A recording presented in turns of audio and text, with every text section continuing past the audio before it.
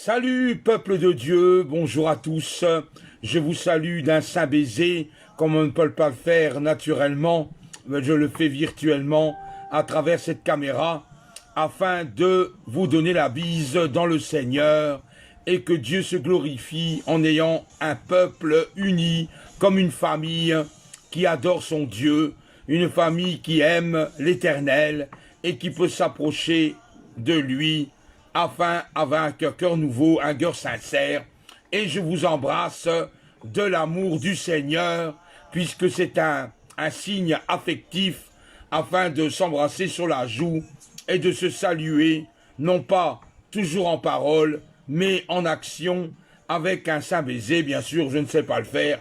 Si vous habitez à des milliers de kilomètres ou à des centaines de kilomètres, je le fais virtuellement par le Seigneur de vous embrasser sur la joue afin que nous, comme une famille qui se dit bonjour, nous faisons un bisou sur la joue quand on se lève ou qu'on va se coucher. On s'embrasse sur la joue, n'est-ce pas? Et c'est un signe de respect, un signe amical. Et nous le faisons même à des gens qu'on connaît, des gens qu'on ne connaît des fois pas, qui nous fait la bise. Et c'est une coutume ainsi de s'embrasser sur la joue. Ça peut être un signe aussi de bénédiction, puisque dans l'église, tout le monde se donne une bise pour se saluer les uns et les autres. Or, le Seigneur aujourd'hui nous montre combien il nous aime, avec un amour tellement profond que nous voulons tant l'embrasser, tant le toucher, puisque sa bénédiction vient de lui. Si seulement je pouvais toucher le bord de son vêtement, j'aurais cette bénédiction particulière qui vient de lui. Nous voulons tant le toucher, tant s'approcher de lui, afin de recevoir son onction qui vient du Saint-Esprit. Et l'onction en a tous besoin pour vivre sur cette terre, l'onction qui vient de Dieu. Or, quand tu entreprends quelque chose, quand tu fais quelque chose, c'est tes mains qui manipulent plusieurs fois les choses. Quand tu écris une lettre, tu utilises ton bic, tu utilises une feuille et tu écris quelque chose sur cette feuille, à une réponse à quelqu'un ou une histoire administrative selon ce que tu perçois à écrire. Or, en faisant cela, tu peux mettre ton onction sur la page, ton onction sur l'enveloppe, en disant « Seigneur, bénis cette personne qui la lit, bénis la personne qui va recevoir la lettre, je mets ta bénédiction, Seigneur, sur ce courrier. » Pourquoi je dis cela? Parce que bien souvent, nous ne demandons pas à bénir par nos mains, alors que nos mains sont une source de bénédiction pour le Seigneur. Quand nous voyons quelqu'un dans la rue, en général quand on le connaît, on lui serre la main, puisque c'est le signe amical, le signe d'amitié. On prend la main de l'un à l'autre, on la serre quelques instants, puis on se relâche. Ou, si quelqu'un de plus familier, on approche sa joue et sa bouche pour embrasser la personne sur la joue. Avant, c'était un style plus ancien qui était sur la main. Donc la personne tendait sa main et on embrassait sur la main. Après, c'est devenu sur la joue. Et dans certaines coutumes, dans certains pays, on s'embrasse sur la bouche pour dire bonjour. C'est une coutume, bien sûr, européenne qui n'aurait pas lieu d'être, parce qu'on va dire, ils sont amoureux, ils s'embrassent sur la bouche. Or, ce n'est pas nécessairement être amoureux dans certains pays, c'est une sorte de salutation, une sorte de respect vers l'autre, et on s'embrasse sur la bouche comme on s'embrasserait sur la joue. C'est comme ça une coutume, bon, d'un pays à l'autre ça diffère, chacun a sa manière de vivre, mais on doit respecter toutes les manières qui existent dans tous les pays. On n'a pas à critiquer ni à juger, puisque c'est ainsi, dans chaque pays marche différemment, selon les possibilités. Certains d'autres font comme ça avec la tête, ils font une courbette pour dire bonjour. Voilà, c'est une manière, une autre coutume qui n'est pas quelque part mauvais, puisque tout le monde le fait, où on se salue, on se serre la main, et voilà, c'est une façon d'honorer la personne, de le considérer comme un copain, une amie. Or, l'onction, quand tu as reçu le Saint-Esprit en toi, comme le Saint-Esprit habite en toi depuis ta conversion, tu dois demander au Seigneur de bénir la personne en lui serrant la main, même s'il est croyant ou pas croyant, mais tu mets quelque chose en lui serrant la main ou en faisant la bise, puisqu'il te touche. N'oubliez pas une chose, c'est que les disciples étaient remplis d'onction du Saint-Esprit sur eux quand ils marchaient avec Dieu. Ils ne pouvaient pas serrer la main à tout le monde, tellement qu'il y avait du monde qui voulait les saluer et être guéris. C'était impossible. Voyez-vous, c'était plein de monde qui ne demandait qu'une chose, c'est d'être guéris de leur maladie, d'être soulagés de leur souffrance. Et ils ne pouvaient pas toucher tous les disciples, puisqu'il y avait tellement de monde que c'était impossible de s'approcher d'eux. Comme Jésus, quand il allait en ville, dans un village, où tout le monde se mettait autour de Jésus pour l'écouter, c'était impossible de le toucher, tellement qu'il y avait du monde. Or, les disciples ont pris leur linge et ils ont mis l'onction sur leur linge. Et en donnant leur linge à des gens, un pull, une jaquette, des affaires qu'on a sur soi, une chemise, on met l'onction et on donne ce linge à des personnes et les personnes sont guéries à travers le linge que les disciples ont donné et qu'ils ont porté sur eux. C'est ça l'onction du Saint-Esprit, l'onction de bénédiction. Et ça va même plus loin. Et oui, c'est même pas la peine de donner du linge. Rien que son ombre, l'ombre, quand le soleil tape sur toi, on voit l'ombre sur le sol, on voit l'ombre sur le mur. C'est l'enveloppe charnelle avec la lumière qui s'imprègne sur un objet, sur un mur, par terre, enfin, on voit ta silhouette. Et dans la parole de Dieu, il est dit qu'à travers l'ombre, les gens guérissaient par l'ombre d'un disciple, par l'ombre d'un apôtre, ils guérissaient de toute maladie, de toute infirmité, puisque l'Esprit du Seigneur était avec eux, et on dégage une certaine onction du Saint-Esprit sur soi-même, égoïstement le garder pour toi, mais l'offrir à d'autres personnes sans que la personne ne sache, puisque les incroyants ne savent pas que tu as l'onction du Saint-Esprit sur toi. Ils te serrent la main au travail, à des collègues de travail, à une famille que tu connais qui ne connaît pas le Seigneur, tu vas les embrasser et n'a que le baiser sur la joue, tu as déjà transmis quelque chose du Seigneur. Et oui, c'est la vérité, c'est marqué dans la Bible, noir sur blanc. Et tout ce qui est dans la Bible, naturellement, je le crois, et toi tu le crois puisque tu es enfant de Dieu. Donc ce que je te dis maintenant, tu dois le savoir puisqu'il est marqué dans la parole de Dieu.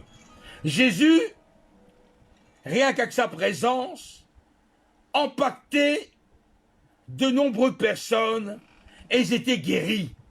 Par la guérison, par la présence de Jésus, les gens sentaient la présence de Dieu en eux. C'était un feu dévorant, un feu triomphant où il transmettait l'onction qui vient de son Père. Et nous, en tant que croyants, nous avons cette onction sur soi.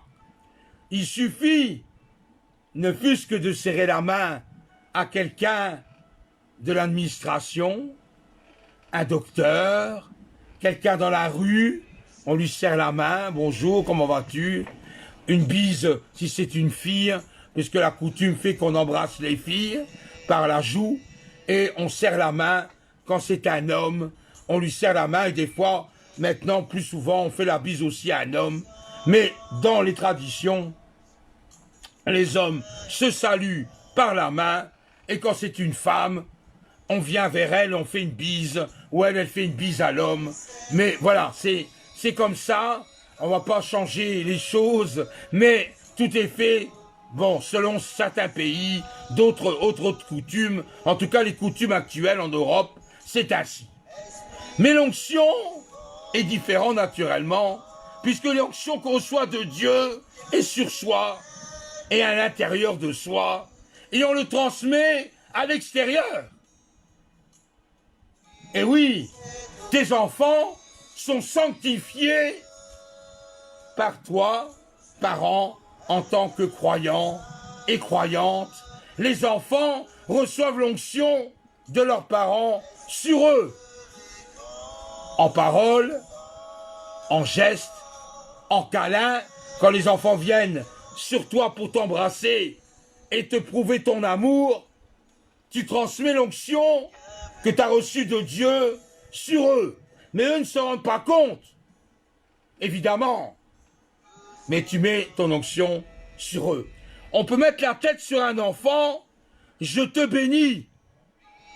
Sois béni à l'école, sois bien, fais bien tes travaux à l'école, pour que ton papa et ta maman soient fiers de toi, parce que tu as bien travaillé à l'école, et on met sa main sur son épaule, ou sur la tête, tout en les bénissant. Dans la parole de Dieu, il est même dit qu'un homme non-croyant va avec une femme croyante, le non-croyant est sanctifié par sa femme, puisque sa femme elle est croyante, elle croit en Dieu, son mari ou son homme qu'elle vit avec, eh bien elle est sanctifiée par Dieu, et vice-versa évidemment. Mais dès qu'il y a une séparation, qu'on ne sait pour les raisons, l'homme désire rompre avec la femme qui n'était pas croyant, là il n'y a plus de bénédiction, il n'y a plus d'onction sur la personne, et ça s'égare. Et oui, c'est biblique, c'est la parole de Dieu qui le dit. Nous avons l'onction du Saint-Esprit sur soi, donc n'oublie pas ça une chose, quand tu fais quelque chose, n'oublie pas de prier et de dire Seigneur, bénis cette personne.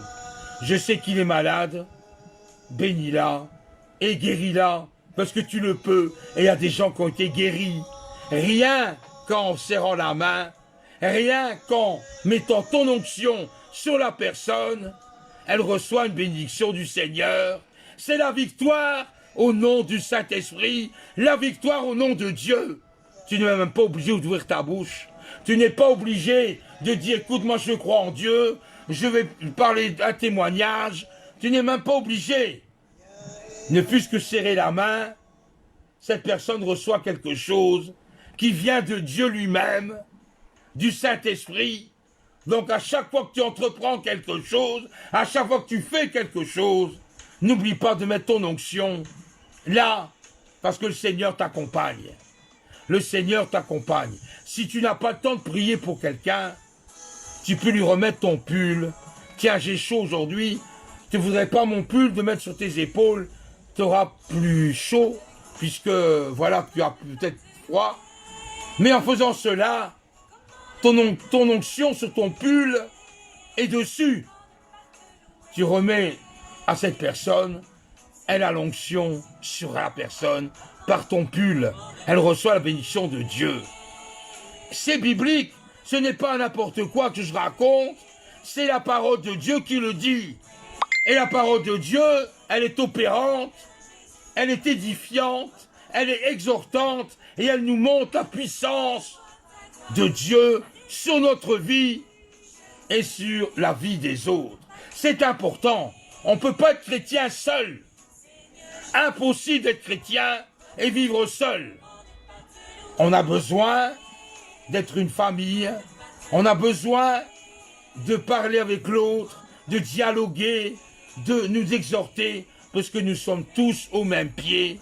devant le Seigneur. Il n'a pas de plus haut, ni de plus bas, mais on est égaux tous.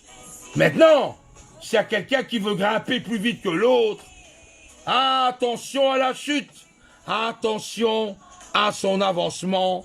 Il risque de tomber, puisqu'il voulait vivre individuellement et essayer de grimper les escaliers plus vite que sa famille qui est en bas.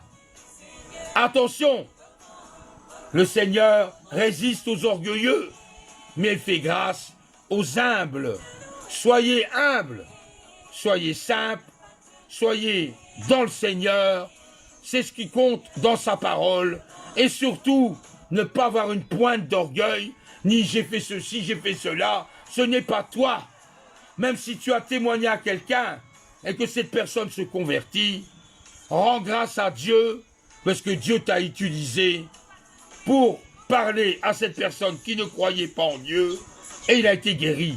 Et cette personne était malade, et que tu as prié pour ce malade, et qu'il est guéri, ne t'énorgueillis pas, ne crois pas que tu as pu avoir un orgueil, mais te dis Seigneur, grâce à ma prière où j'ai prié, cette personne est guérie, tout revient à toi Seigneur, tu m'as bien utilisé comme un serviteur inutile.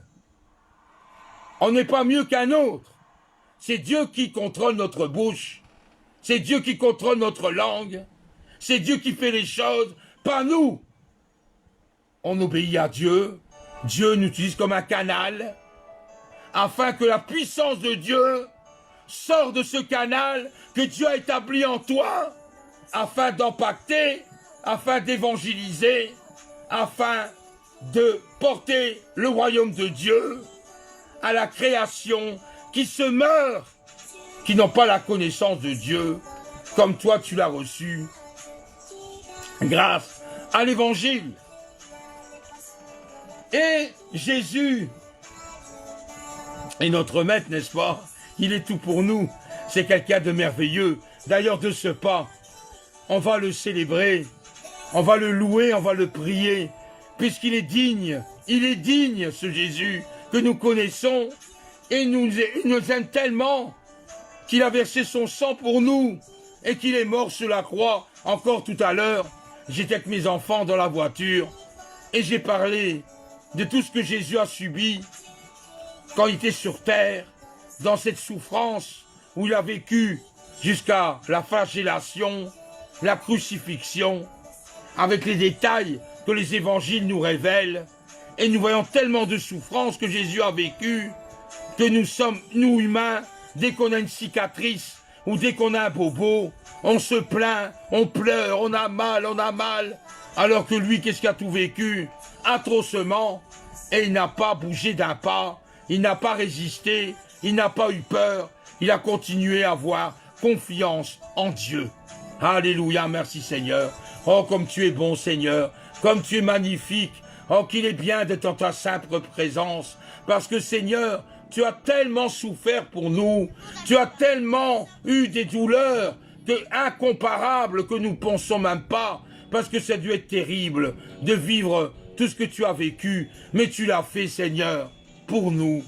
Et nous étions pécheurs, et tu t'es remis, Seigneur, entre les mains de ton Père, en accomplissement, sa volonté, et non pas la tienne, Seigneur, parce que bien souvent tu as dit que cette coupe, si seulement je pouvais échapper à cette coupe, mais c'est pas ma volonté, mais la tienne, et tu as dit ça à ton Père, parce que vraiment tu allais le faire, pour nous, Seigneur, nous devons mourir, mais toi, tu as donné ta vie, afin que nous ayons une vie abondante. Alors qu'importe mes problèmes, qu'importe mes difficultés, qu'importe mes peines, Seigneur, toi tu as vécu plus que nous, toutes ces peines, toutes ces douleurs, et nous savons que tu as fait cela pour nous. Alors penses-tu, pour nos problèmes, nos difficultés, nous les posons à la croix, et nous savons que tu vas intervenir, puisque toi-même, tu es le maître du temps, tu es le maître de toutes circonstances, tu es le maître de notre vie. Alors Seigneur, nous savons que tu as les paroles de la vie, alors nous sommes là à t'acclamer. Merci Seigneur, et nous ne pensons plus à nos problèmes, mais nous regardons à toi, parce que tu connais déjà nos problèmes à nous. Alors Seigneur, tu es prêt à tout, à nous délivrer, à nous sortir de ce pétrin, à nous sortir de cette chute, dans ce fossé. Toi tu es là, en étendant ta main, nous la prenons et nous avons la victoire dans le nom de Jésus. Amen. Le Seigneur est merveilleux et c'est quelqu'un de vraiment formidable. Au plus qu'on s'approche de lui, au plus qu'on s'en rend compte qu'il y a un feu intérieur qui brûle et qui ne s'éteint pas, mais ce feu grandit au point de proclamer Jésus à tout le monde et on devient des fous, des malades, soi-disant pour le monde, des malades mentaux, qu'on est complètement déraillés, mais je ne suis pas déraillé, j'ai bien mes deux pieds sur terre, mais ma tête n'est plus sur terre, et avec le ciel, avec le roi des rois, le Seigneur des seigneurs, et ma joie est profonde d'acclamer le Seigneur à quiconque veut l'entendre. À quiconque veut écouter Jésus, je le proclame haut et fort, il est vivant, il est ressuscité, c'est le roi de gloire, il est Jésus de Nazareth, ce beau Jésus, ce Jésus que tout le monde devrait aimer pour avoir une vie parfaite avec lui. Mais Seigneur, que serons-nous sans toi? Tu as les paroles de la vie, je ne pourrais pas vivre autrement que pour toi, puisque chaque moment, à chaque instant, tu es là sur notre vie, à nous bénir, à nous sortir de ce bourbier que bien souvent nous sommes, dans ce bourbier, à ne pas s'en sortir. Et toi, tu as de la patience envers nous, Seigneur. Mais quelle patience as-tu envers nous? Combien de fois nous chancelons? Combien de fois nous mettons un peu sur le côté? Combien de fois nous voulons garder ailleurs sans garder à toi, Seigneur? Mais tu as de la patience, que puisque tu nous corriges, Seigneur, tu nous mets avec douceur sur les rails qui mènent à la vie éternelle, et bien souvent nous déraillons avec nos réflexions, nos idées préconçues, notre intelligence qui est complètement détournée de ta parole. Tu as de la patience envers nous, Seigneur. Mais quelle patience as-tu? Parce que bien sûr, on n'est pas digne à ce moment-là de lui accorder quelque chose, puisque nous sommes complètement égarés. Mais le Seigneur est tellement bon, tellement juste, tellement un amour qui se dit, bon là, Vincent, tu as fait un pas de travers, mais j'accepte ton pas de travers, mais ne recommence plus, mais suis ma voie afin de ne pas refaire un pas de travers de l'autre côté. Et ça, c'est merveilleux d'être avec le Seigneur. Il n'y a que lui qui peut faire ça. Aucun homme ne peut le faire, puisqu'il n'a pas l'onction du Saint-Esprit sur lui. Mais lui, il est la clé de toute porte. Et moi, j'ai ouvert ma porte depuis très longtemps. Je suppose que tu l'as fait la même chose, mon frère, ma soeur. Tu as ouvert cette porte et tu n'as jamais refermé. Et cette porte est toujours ouverte. Et Seigneur, viens dans ma vie, viens plus grand en moi, afin d'établir non pas une petite maison, mais un château en moi, un grand bâtiment. Est-ce que Seigneur, toi tu veux prendre de la place, et ma place t'appartient. Viens faire de ce que j'ai ma vie, viens entre tes mains, fais ce qui est bon te semble. Seigneur, j'obéis à ta parole. Le Seigneur a utilisé beaucoup de symboles dans la parole de Dieu, et ça me fait penser que quand nous sommes enfants, nous avons besoin d'une nourriture liquide, qui est le lait. Sans le lait, le bébé ne sait pas grandir, il ne peut pas manger de l'alimentation solide, puisqu'il n'a pas de dents. Évidemment, quand il est né, il y avait peut-être des fois une dent qui a poussé, c'est vrai, à des bébés qui naissent déjà avec une dent, avec deux dents, ça arrive, mais à des bébés qui naissent sans dents. Or, si on veut manger une pomme de terre, ou si on veut manger un steak, forcément, comme il n'a pas de dents, il ne peut pas mâcher, et il ne sait pas l'avaler, il risque de s'étouffer, parce que c'est trop solide pour lui. Mais le Seigneur a fait tellement bien les choses, qu'il a donné du lait. Et le lait, quand on analyse quelque part le lait au laboratoire, on se rend compte qu'il y a des vitamines dans le lait.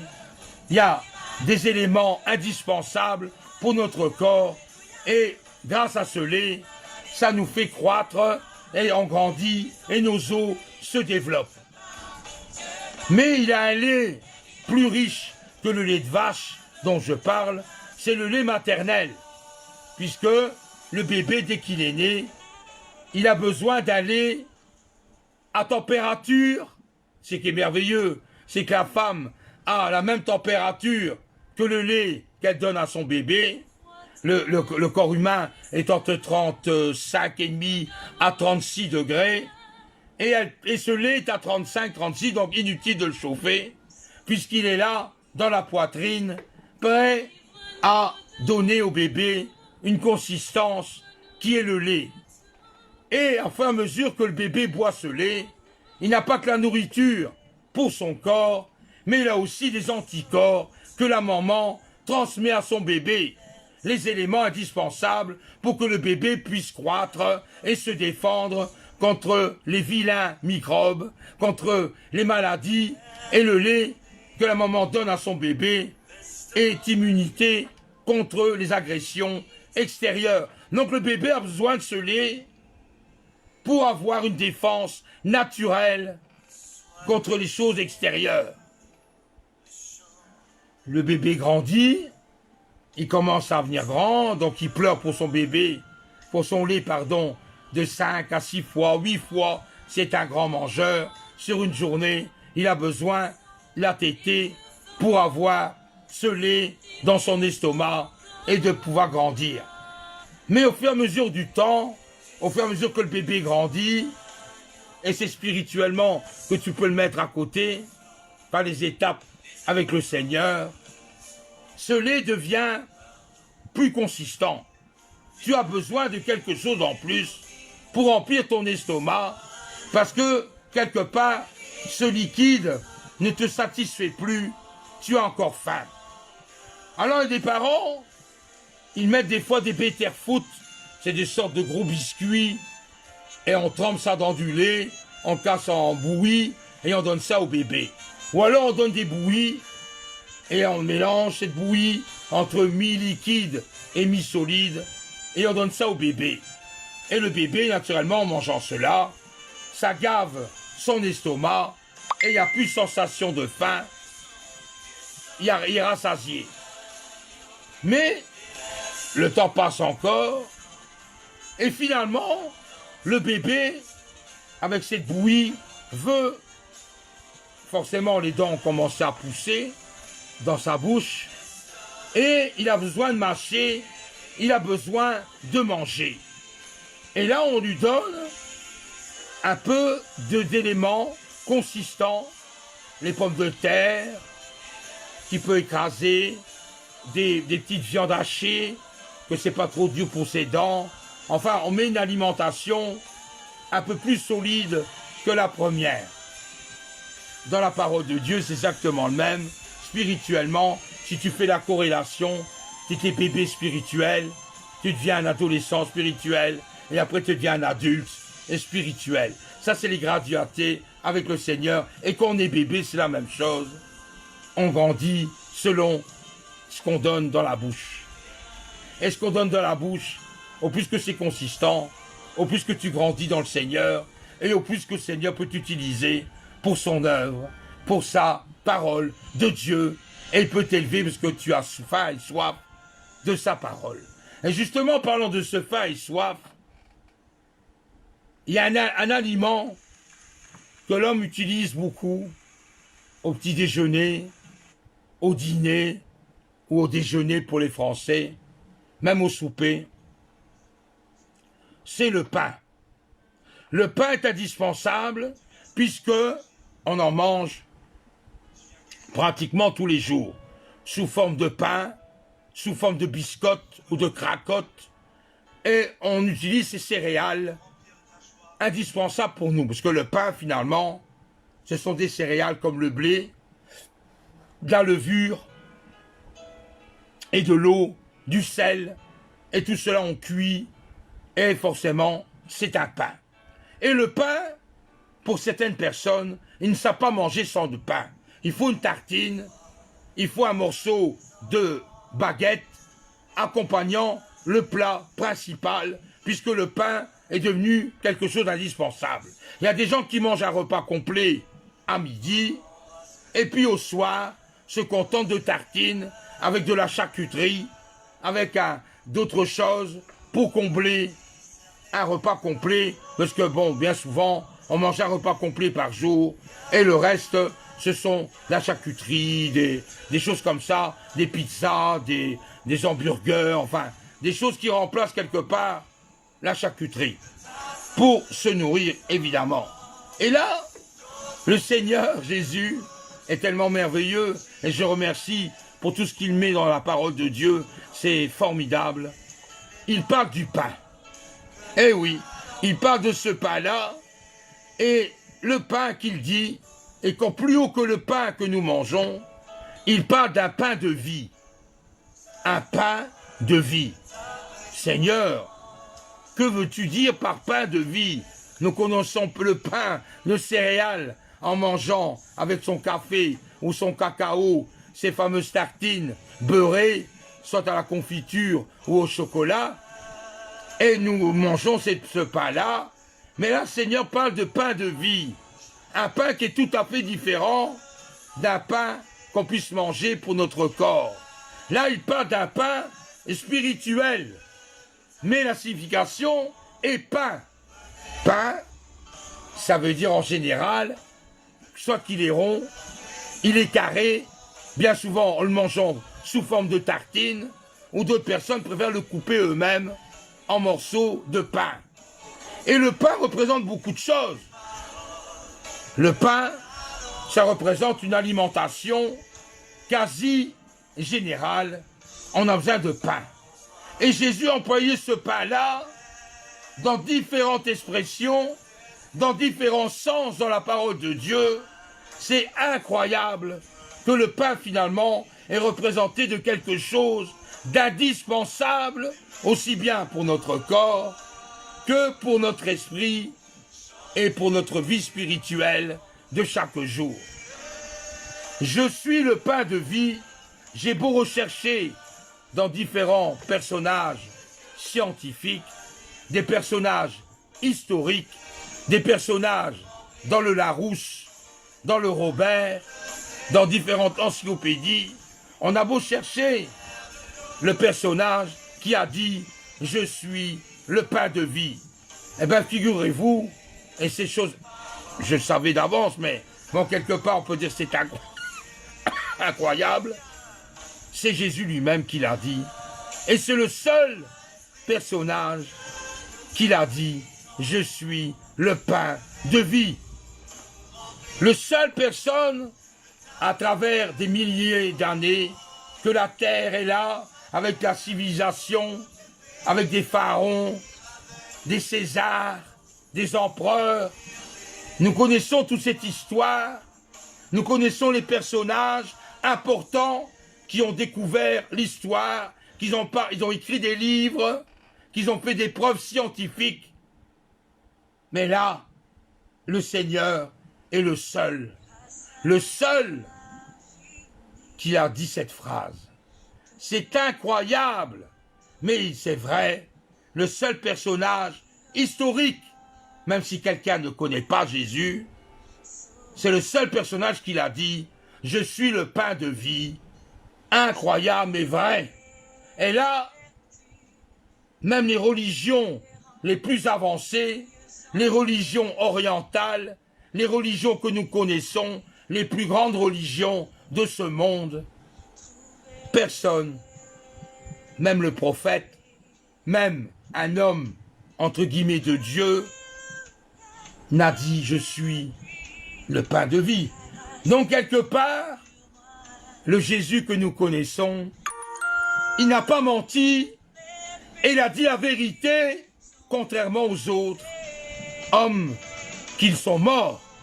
Puisque quelque part, ces hommes-là, après tant d'années, forcément, ils ne sont plus en vie, ils sont morts. Mais le seul qui a ressuscité des morts, c'est bien celui qu'on connaît, c'est Jésus, avec sa parole vivante. Je suis le pain de vie, celui qui vient à moi. Ah Seigneur, nous devons venir à toi. Ben oui, pas la conversion évidemment. Je viens vers Jésus, pourquoi faire? pas par amusement, pas pour savoir quoi. Je viens vers lui parce que je me reconnais pécheur, je suis malheureux dans mon être intérieur, je ne suis pas bien, j'ai besoin de quelqu'un qui peut me restaurer, j'ai besoin de quelqu'un qui vient me sauver, j'ai besoin de quelqu'un qui vient me justifier, j'ai besoin de quelqu'un qui me sanctifie, j'ai besoin de Jésus. Et Jésus dit lui-même, celui qui vient à moi n'aura jamais faim. Et Seigneur, faim de quoi? De nourriture? Non, pas de nourriture terrestre. Ça tu sais que si tu manges pas, au bout de quelques semaines, tu es voué à la mort parce que tu n'as pas mangé. Ton corps a besoin de manger, c'est vrai. Ton corps a besoin de nourriture. Il y a besoin des éléments, les vitamines, les protéines, les lipides, tout ça, tout le monde connaît. On doit manger à pas d'avance, autrement notre estomac tricote des napperons. C'est une expression, hein. Donc, il fait des choses, alors on a mal à l'estomac parce qu'on a envie de manger. Ça, c'est tout le monde. Même les animaux mangent aussi, ils ont besoin de manger, c'est leur survie. Et nous, notre survie, c'est manger. Et il n'y a pas que ça, il y a aussi boire, évidemment. Nous avons besoin de boire. Si on ne boit pas, là, par contre, la vie est plus courte que la nourriture, puisque là, on estime qu'au bout de 2 à 3 jours, on est desséché quelque part, on n'a plus d'eau, on n'est pas bien et on meurt. Donc cette eau est vitale, comme la nourriture est vitale pour notre corps. Évidemment, cela va de soi. Mais Jésus dit, celui qui vient à moi n'aura jamais faim. Mais faim de quoi? Faim de ton esprit connecté avec Jésus pour nourrir ton âme. Pour que ton âme soit grande, pour que ton âme à l'intérieur soit nourrie, il faut que cette nourriture céleste vienne dans ta vie. Et cette nourriture céleste, elle est où?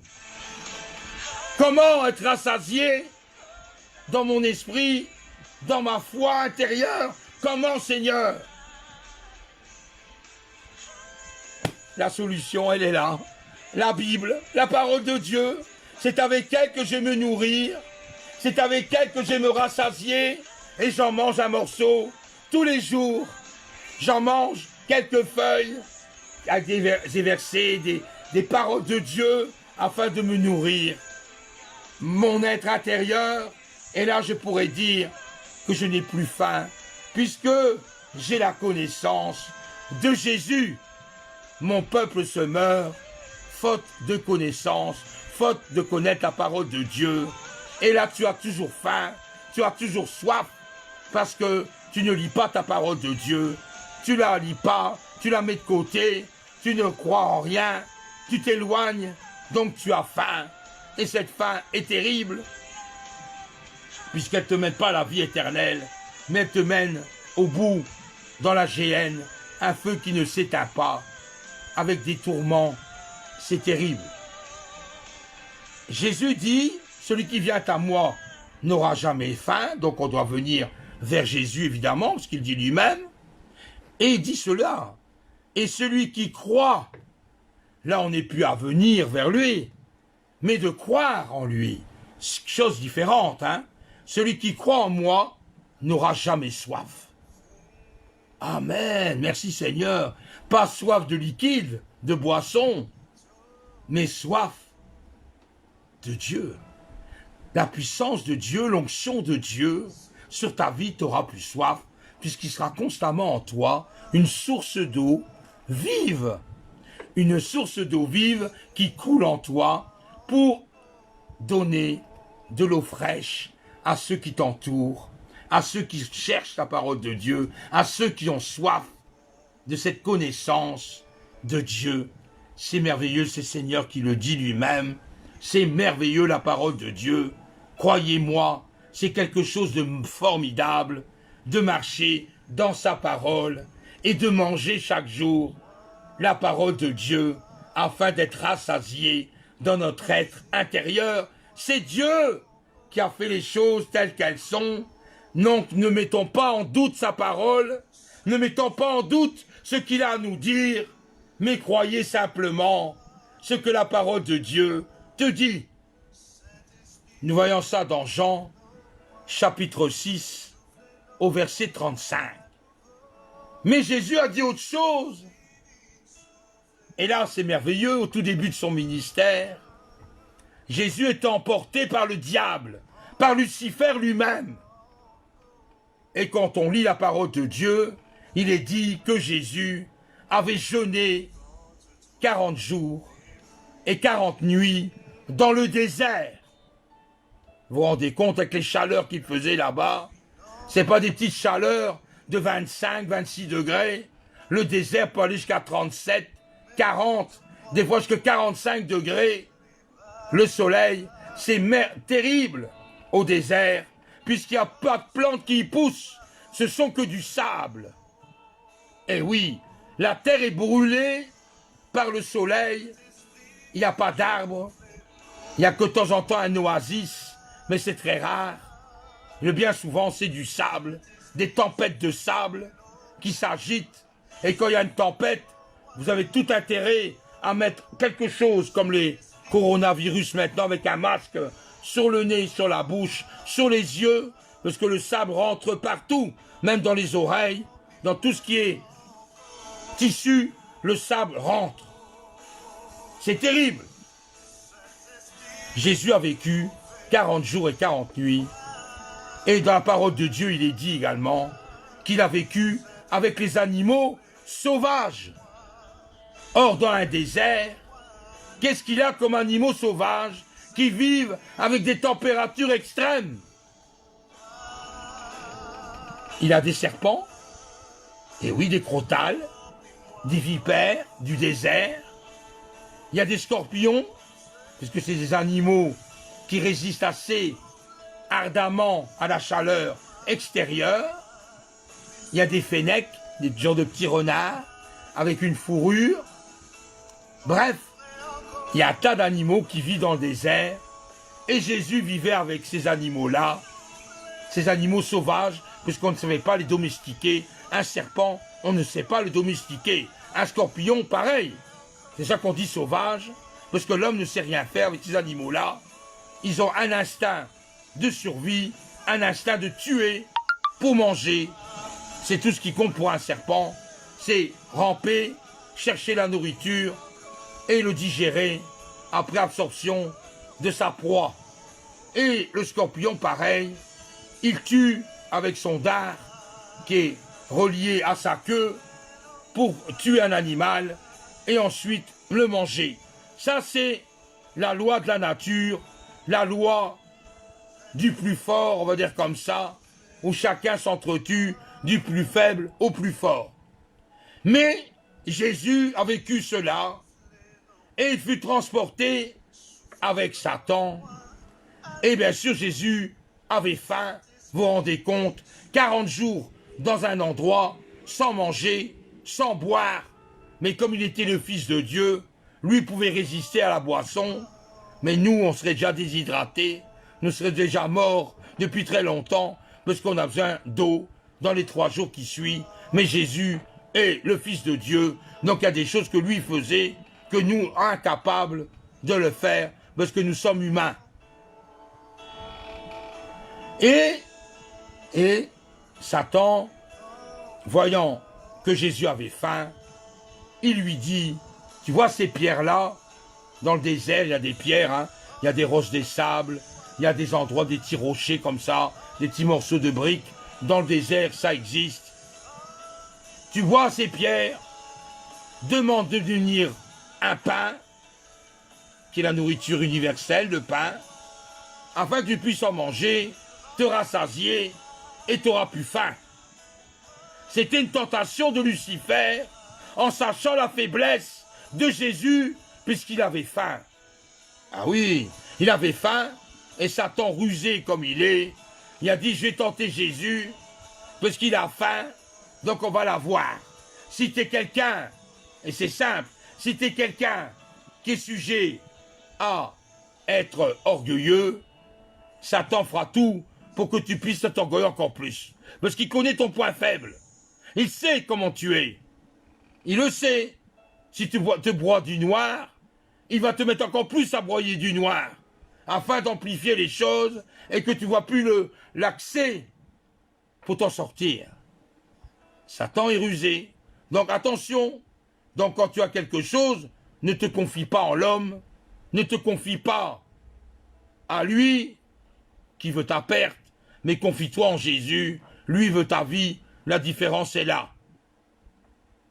Et il connaît, si tu as donné au sexe, il fera tout pour que tu sois conduit par le sexe. Tu seras un homme et une femme remplis de vices et de choses qui ne tournent pas comme le monde puisse fonctionner, et tu n'auras pas un stop dans ta vie. Tu vas commettre des faits irréparables jusqu'à tromper ton homme ou tromper ta femme, jusqu'à commettre l'adultère, à faire des orgies, jusqu'à avec des animaux. Et oui, ça peut aller jusque-là, et avoir un esprit de sexe en toi, et ne penser plus qu'à ça. Ça te domine. Le Seigneur connaît toutes choses. Oui, certes, mais l'ennemi, il connaît aussi tes faiblesses. Attention, quand tu vois une faiblesse en toi, ne reste pas avec cela, mais va le confier à Jésus. Lui seul pourra te le rayer et te défendre et enlever ce qui n'est pas bon pour le Seigneur. Toujours est-il que Satan connaissait quelque part le point, pas faible, mais le point du jour, la faim. Jésus avait faim.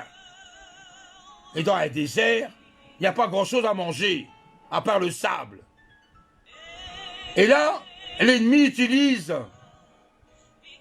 quelque chose comme un piège, demande à ces pierres de devenir du pain. Pour tenter Jésus, pour le tenter. Mais Jésus, connaissant la parole de Dieu, il a répondu, l'homme ne vivra pas de pain seulement, mais de toute parole qui sort de la bouche de Dieu.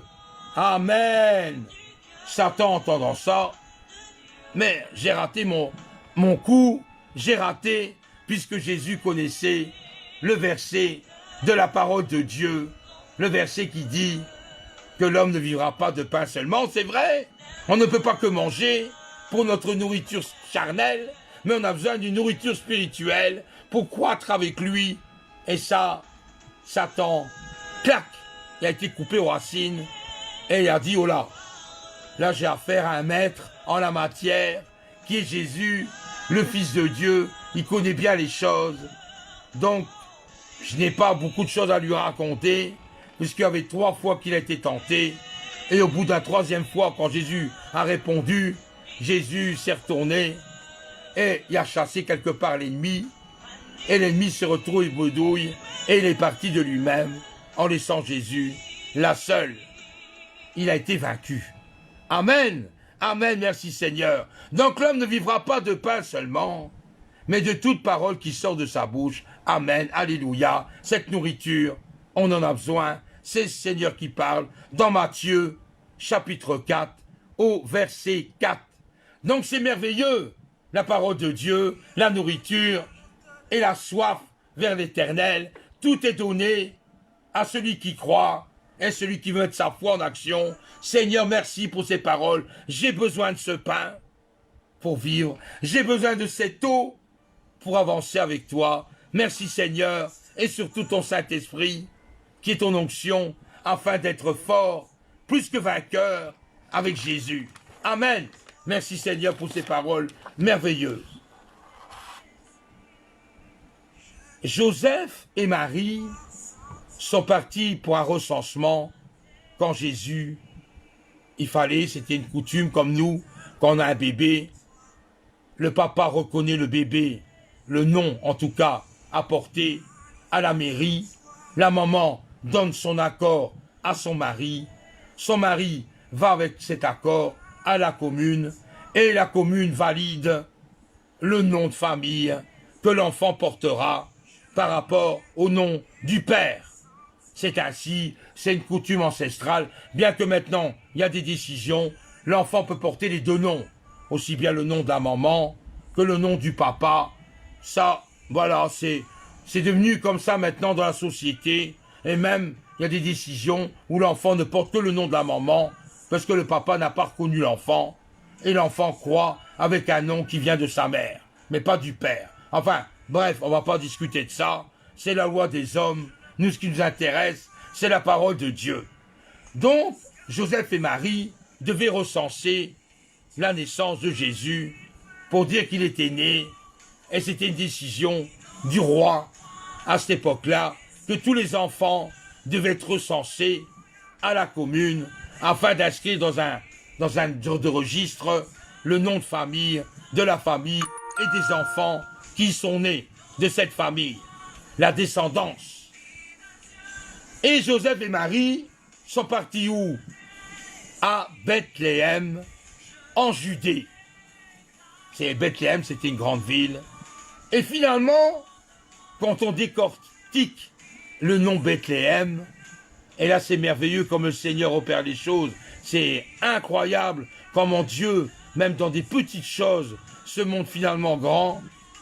Bethléem vient de Beth, B-E-I-T, qui veut dire maison, qui veut dire lieu.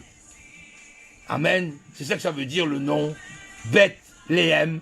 Donc on le décortique en deux, Beth, B-E-I-T, qui veut dire maison.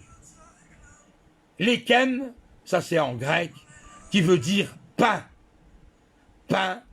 Donc Bethléem, qui veut dire la maison du pain. Amen. Merci Seigneur. Donc il a été recensé dans la ville, la maison du pain, pour pouvoir être inscrit selon la loi des hommes, afin de respecter ce qu'il a été dit. Donc c'est quelque part, il n'a pas été n'importe où, il n'a pas été dans une autre ville, mais bien Bethléem, qui veut dire la maison du pain. Amen. Merci Seigneur. Quand le Seigneur fait des choses, c'est incroyable. On ne penserait même pas. Tout ce qu'on lit des fois dans la parole de Dieu, on ne s'imagine pas qu'il y a une histoire derrière, qu'il y a un esprit de Dieu dessus, et des fois on ne saisit pas tout le temps ce que la parole de Dieu veut nous dire, mais là, c'est merveilleux. Jésus, en plus, n'est pas né n'importe où. Il n'est pas né dans un hôtel, puisqu'il n'y avait plus de place, selon les Écritures. Il n'est pas né dans une maison, mais il est né dans une sorte d'endroit où les animaux vivent. Or, à l'époque, il n'y avait pas des chauffages comme chez nous. On ne mettait pas le mazout ni le gaz de ville dans nos habitations pour se chauffer. Il n'y avait pas de radiateur et il n'y avait pas toutes ces choses-là. On mettait une maison construite et en dessous, il y avait l'endroit où les animaux vivaient. Pourquoi on mettait en bas? C'est physique, la chaleur monte. Tout le monde vous le dira, quand on chauffe l'air, elle monte. Si on veut souffler dans un ballon, on souffle dans un ballon et le ballon va s'alléger puisqu'on a mis de l'air dedans et à température quelque part de ton corps. Par la chaleur, on voit bien en hiver, quand on parle, on a de la fumée blanche qui sort de ta bouche et de ton nez, puisque l'air frais est rentré en toi et ça réchauffé et ça sort en chaleur par ton nez, par ta bouche, et on le voit, ça fume blanc. Le Seigneur est merveilleux, mais là, dans cette histoire, il est né, finalement, dans un endroit où les animaux vivaient, et comme je disais, la chaleur monte dans cet endroit où les vaches, les chèvres, les moutons s'entassaient. Forcément, un animal a une température plus haute qu'un être humain. Et oui, un chien fait 40 à 41 degrés de température, alors que nous, c'est entre 36,5, 35, 36,5, 37, ça dépend des personnes. Mais on dégage une chaleur également. Mais un animal, des fois, dégage plus de chaleur que nous. Et si on enferme cette pièce, cette chaleur monte. C'est physique, comme je vous l'ai dit, ça monte et ça réchauffe les étages supérieurs par la chaleur des animaux. Donc il se fait que quand tu es au premier étage, ben, il fait bon dans la pièce, puisque les animaux, ils sont en dessous et dégagent une température, ce qui fait chaud chez toi, et comme il n'y avait pas de feu, eh ben ça réchauffe la pièce. Ça c'est merveilleux. Et, je vais en venir, Jésus est né dans cet endroit, dans un endroit où les animaux, on les fait paître, où on les fait dormir, et en général on met des bacs, qu'on appelle des mangeoires, pour donner à manger aux animaux. On met du silo de maïs, on met des carottes, on met des pommes de terre, ça dépend quel animal qu'on veut élever, de l'avoine, et puis voilà. Et là, Jésus est né dans ce mangeoire, dans un endroit où les animaux mangent. Eh oui. Donc, sa signification. Pourquoi Jésus est né dans un mangeoire? Il aurait pu naître sur un ballot de paille, sur un endroit qu'on aurait fait un endroit pour bien, avec des, voilà, comme un petit lit, et on aurait mis Jésus dans ce petit lit, devant tout le monde, voilà. Non, on n'a pas voulu faire ça. Il est né dans un mangeoire, ou un bac de nourriture, ou c'est une nourriture pour qui? Pour les animaux. Un pain pour nourrir les animaux. Il y a même des gens qui arrivent même à manger la nourriture des animaux. Quand ils ont faim, ça ne leur empêche pas de manger un peu de maïs, ça ne leur empêche pas de manger un peu d'avoine, ni des pommes de terre qu'on a cuites pour donner aux cochons. Il y en a qui prennent des morceaux de pommes de terre et les mangent qui sont cuits. Donc ça n'empêche pas. Donc quelque part on peut en manger, mais on met ça dans un mangeoire pour que l'animal ne met pas ça n'importe comment, que ça tombe dans ses excréments, que ça tombe dans la paille et que c'est pas infect pour l'animal. Donc on le préserve et on le met dans un bac. Comme ça tous les animaux peuvent manger dans ce bac et c'est propre. Jésus est né dans une étable. Donc quelque part, il est la vie aussi bien pour nous et pour les animaux. Puisque qu'est-ce qui a créé les animaux? C'est bien Dieu, évidemment. Mais il nourrit les animaux, Dieu. Amen. Comme il nous nourrit aussi. C'est merveilleux, le Seigneur, n'est-ce pas? Donc, Jésus est né dans un mangeoire. Écoutez bien. Et Jésus va plus loin dans son ministère, sur la terre, pour faire comprendre aux hommes qui il est vraiment et à qui devons-nous croire dans sa parole. Il a dit, je suis le pain vivant. Là, il ne parle plus d'un pain mort, un pain qu'on mange au boulanger, qu'il a été cuit. Là, il parle d'un pain vivant. Je suis le pain vivant qui est descendu du ciel. Amen. Le pain qui est descendu du ciel, mais c'est Jésus qui est descendu du ciel. C'est lui. Comme il reviendra nous chercher, il descendra une seconde fois du ciel pour venir nous chercher. Amen. Il est descendu du ciel et il est vivant. Amen. Merci Seigneur. Mais quelle parole! Si quelqu'un mange de ce pain, donc si quelqu'un mange de la parole de Dieu, de manger ce que le Seigneur a donné dans sa parole, il vivra éternellement. On vivra avec lui jusqu'à la fin des temps sur terre, jusqu'à la vie éternelle avec lui. Et nous ne mourrons jamais plus, évidemment, puisqu'il est réservé à un homme de mourir une seule fois. Après vient la vie éternelle. Amen. Le Seigneur est magnifique. Sa parole. Voilà, Seigneur, j'en mangerai tous les jours. Pas vous. Si quelqu'un mange ce pain, il vivra éternellement. Et vraiment, le pain que je donnerai, c'est ma chair. Waouh! C'est ma chair, Seigneur, pour la vie du monde. Il a comparé le pain comme sa propre chair quand il est venu sur terre. Puisque n'oublions pas, Jésus n'est pas venu comme ça, il est venu dans un corps de chair, qui est l'homme et la femme, et il s'est glorifié dans ce corps, puisqu'il a su comment l'homme et la femme vivaient sur cette terre, il a connu les souffrances, il a connu les raisonnements, il a connu l'incrédulité, il a connu le manque d'amour des hommes, il a connu, et il le sait, puisqu'il était dans ce corps de chair. Ah, là ça va plus loin avec le Seigneur. Il est le pain de vie. Merci Seigneur, et tu es vivant. Ah Seigneur. Là c'est merveilleux pour notre être intérieur, n'est-ce pas? Nous voyons ça dans Jean, chapitre 6, au verset 51. Le pain est la nourriture pour notre vie charnelle sur terre, et le pain vivant est pour notre nourriture spirituelle avec le Seigneur, qui règne à voir avec la chair terrestre, mais une chair spirituelle avec lui. Merci Seigneur de nous éclairer cela selon ta parole.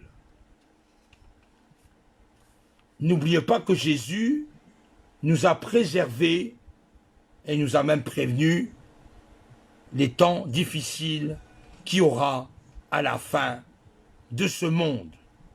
Et oui, il y aura des tremblements de terre, il y aura des ouragans, il y aura des cataclysmes, il y aura un tas de choses qui vont arriver. Et une chose qui va arriver, c'est la famine. Ah oui, dans différents pays, il y a déjà la famine, où les gens ne mangent pas, où il n'y a pas de nourriture assez pour nourrir un peuple, pour nourrir une contrée. Même chaque jour, des enfants meurent de ne pas manger, des parents meurent parce qu'ils ne mangent pas. Il n'y a pas. Or, dans notre civilisation dite civilisée, moderne, nous gaspillons la nourriture. Nous la jetons au lieu de donner à des gens qui en ont besoin pour ne pas baisser les prix. Nous gardons l'argent comme une sorte de baromètre.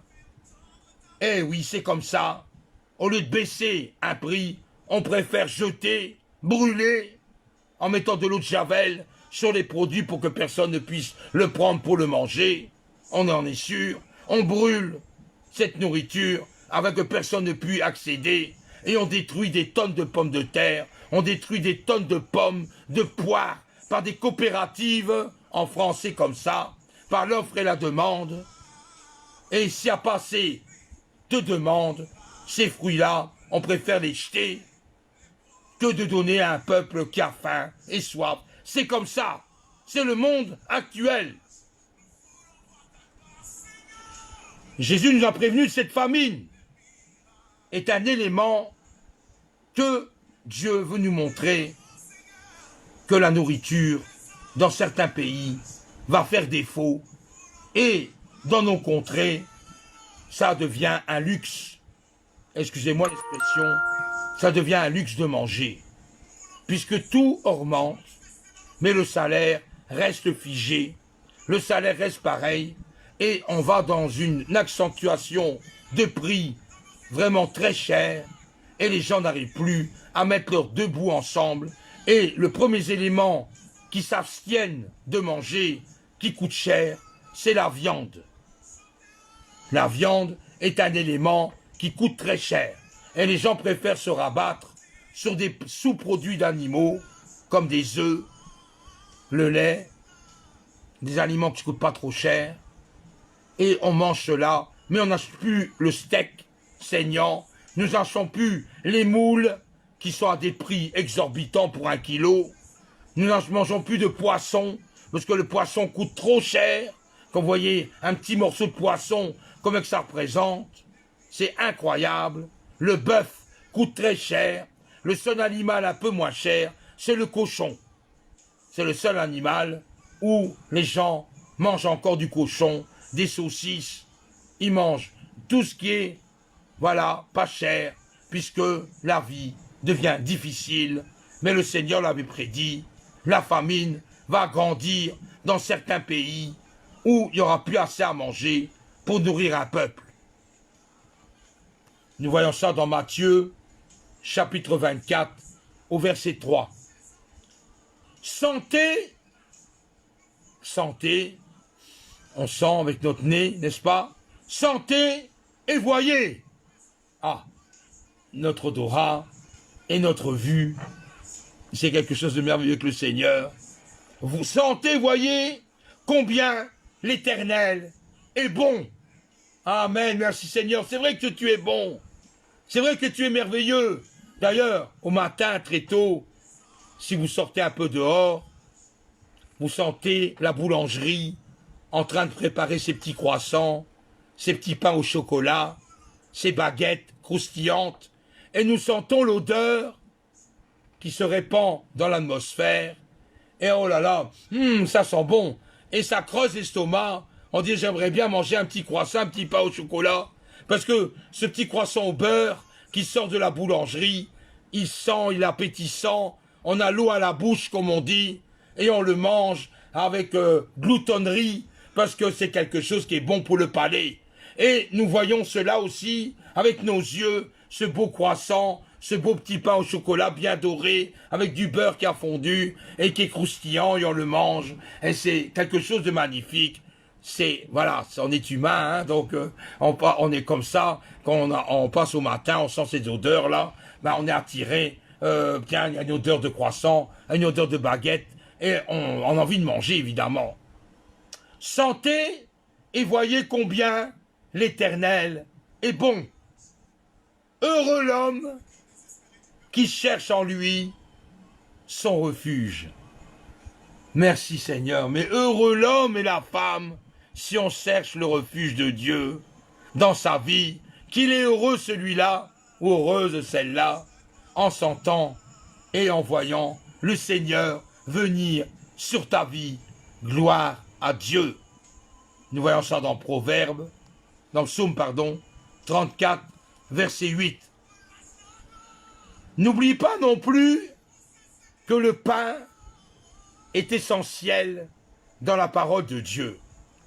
Un jour, il y avait plus de 5000 hommes sans les femmes. Or, si on compte un homme et au moins marié à une femme, et c'est rare les célibataires, mais il y en a quand même. Donc, calculons un peu, 5000 hommes, mettons à côté 5000 femmes, ce qui fait 10 000. D'accord? Et, bien sûr, dans une famille, a toujours des enfants. Et, à cette époque-là, c'était pas des petites familles d'un, 2, 3 enfants, c'était 10, 15, des fois 20 enfants. Bah oui, parce qu'à cette époque-là, c'était, voilà, multipliez-vous, multipliez la terre. Donc, les enfants, c'était nombreux. 10 000, sans compter les enfants. Ça devait être une foule immense, une foule incroyable, où on ne voit même pas le bout, tellement qu'il y a du monde. Jésus voulait nourrir cette foule, parce qu'il était déjà tard, et les renvoyer comme ça en pleine nuit, ce n'est pas très sympa, ce n'est pas très bien, parce que les gens vont se perdre, surtout dans un endroit où c'est pas éclairé, comme à notre époque, où partout c'est éclairé. Là-bas, c'était même pas éclairé, c'était dans les ténèbres, il faisait noir. Donc on voyait des gens avec des enfants, où aller, on ne savait pas trop, ils étaient un peu perdus. En plus, ils avaient suivi Jésus pour écouter son enseignement, et ils avaient faim pour reprendre la route, et leur estomac était vide. Et il fallait le remplir, évidemment. J'ai faim, si je marche 1 kilomètre, là je suis coupé l'herbe à mes pieds, je ne serai pas résisté, je n'ai pas assez de consistance en moi, et je vais tomber de faiblesse parce que j'ai faim. Et Jésus demande à un petit garçon, qu'est-ce que tu as avec toi? Maître, j'ai 5 pains et j'ai que 2 poissons. C'est tout ce que j'ai dans ma besace, dans mon petit sac. Je n'ai que ça, Seigneur, j'ai rien d'autre.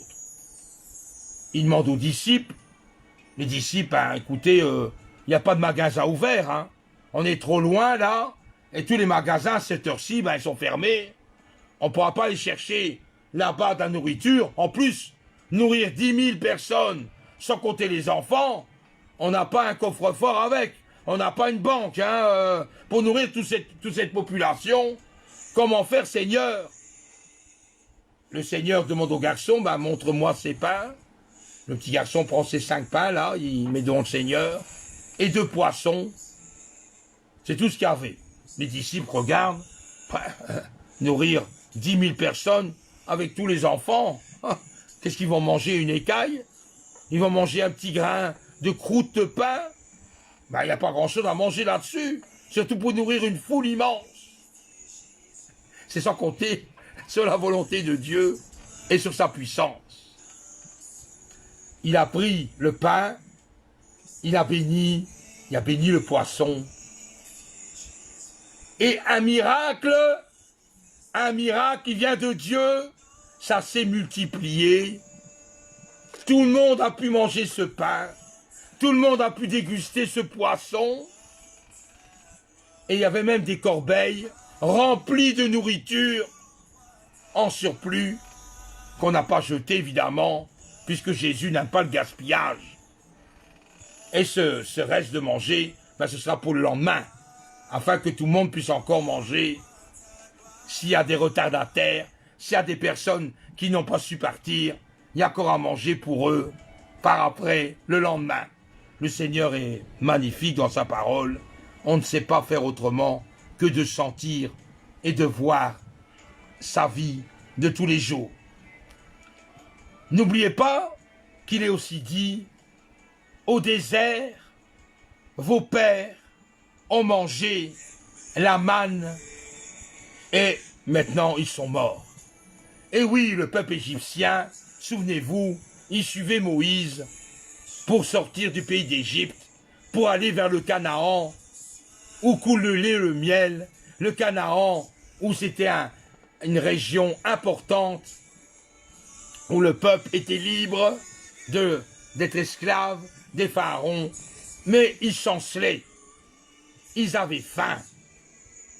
Moïse, nous voulons te suivre, mais là, non, on n'a pas à manger, on n'a pas à boire là, nous on ne sait plus avancer, on a besoin de force, on a besoin du manger, nous on reste là. Ils se sont assis, ils se sont lamentés, ils ont presque crié sur Moïse en étant en colère, sur lui. Mais Dieu est formidable, il a ouvert les écluses des cieux, et la manne est descendue sur terre, et ils ont pu se rassasier de ce pain venu du ciel pour les nourrir. Amen, amen, merci Seigneur. Mais qu'il est bon. Au désert, vos pères ont mangé la manne et ils sont morts. Mais le pain qui descend du ciel est tel que celui qui en mange ne mourra pas. Amen. Quelle parole là. On ne mourra pas en mangeant le pain du Seigneur, le pain de vie qui vient de lui.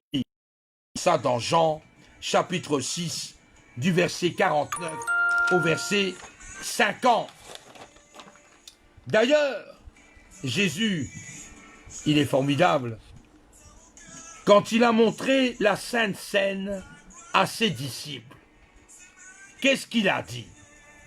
Ma chair est une vraie nourriture. Mon sang est une vraie boisson pour votre vie. Donc, quelque part, la Sainte Seine, quand on rompt le pain, qu'on boit le vin ou alors le produit de la vigne, ça peut être un jus de fruits, un jus de raisin. Et quand on le rompt, on pense directement à Jésus, qu'il a rompu son corps sur la croix. Et quand on boit le sang, c'est le sang qui est descendu de la croix, ça représente le vin qu'il y a dans ton verre. Faites ceci en mémoire de moi, à chaque fois que vous vous réunissez, pas uniquement le dimanche matin, ou dans 15 jours, ou dans un mois, à chaque fois qu'on se ressemble, faites ceci en mémoire de moi. C'est une parole de Jésus et il l'a dit. Or, bien souvent, on détourne ces paroles et on fait des saintes scènes une fois tous les 2 mois, une fois qu'on y pense, et ou alors on le fait avec un rituel, toujours la même chose, sans comprendre la signification de ce qu'est la Sainte Seine. Et même des gens qui ne sont pas croyants, qui ne sont pas, mais c'est des poètes, des philosophes, des personnes qui ont fait des chansons, qui ont essayé de comprendre la parole de Dieu, comme Aragon. Aragon était un poète humain, qui a lu la Bible, mais il ne s'est pas approfondi avec, il a écrit certains écrits dont certaines personnes ont repris ces écrits pour en faire une chansonnette. Et ce poète parlait de quelqu'un qui est Jésus, mais ne connaissait pas vraiment, personnellement, comme vous, mes amis, il le connaissait d'une façon intellectuelle, un peu approfondie en soi, mais pas à être sauvé ou à passer par la nouvelle naissance. Donc, ils ont acquis ces écrits, ces paroles, selon l'inspiration que leur esprit humain a donnée. Et cette chansonnette d'Aragon, il a écrit d'abord en poème, il a écrit, voilà, avec quelque part sa motivation mentale, et un chanteur a repris cette parole, ces versets d'Aragon, et en a fait quelque part une chansonnette. Or, ce personnage qui a chanté connaissait aussi la Bible, puisqu'il l'a lu.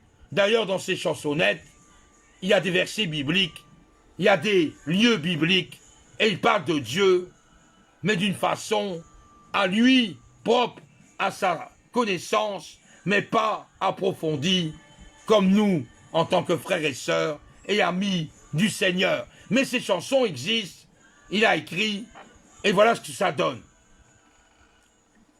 Je lis ce qu'Aragon a dit, et après je chanterai par rapport à ce chanteur, comment il chantonnait ce truc-là.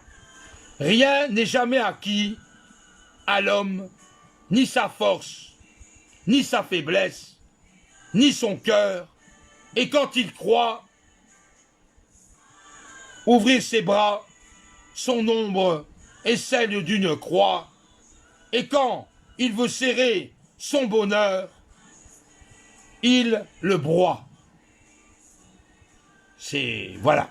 Donc, il parle d'une connaissance de Dieu, mais il ne l'a pas approfondie. Pourtant, ce qu'il dit dans ses paroles, il dit quand même qu'il a besoin de Dieu pour avancer, puisqu'il était faible, et il pense à la croix de Golgotha, là où les gens ont la connaissance que Jésus est mort sur la croix, mais ne savent pas toujours la raison pourquoi il est mort.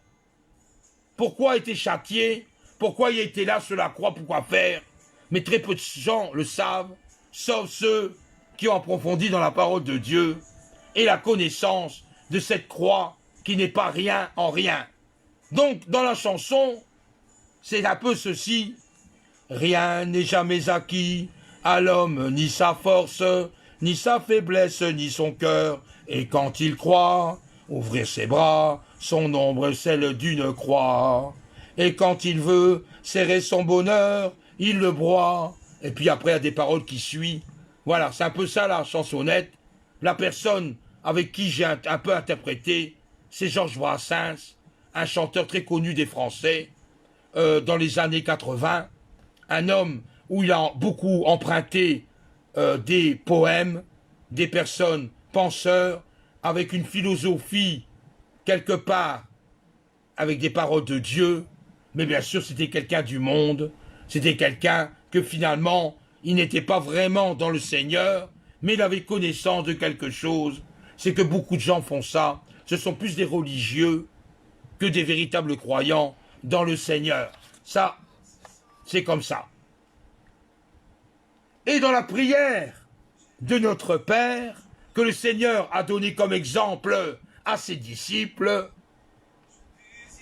notre Père, qui es aux cieux, que ton nom soit sanctifié, que ton règne vienne, que ta volonté se fasse sur la terre comme au ciel.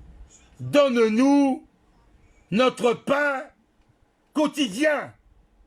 Notre pain quotidien. Donc il parle bien d'un pain au quotidien, aussi bien dans le manger, évidemment, terrestre, on a besoin pour manger, mais le pain de vie, qui est le Seigneur Jésus, qu'il a donné sa vie pour toi, mon frère, pour toi, ma sœur, et que tu puisses manger ce pain de vie pour aller vers la vie éternelle avec le Seigneur.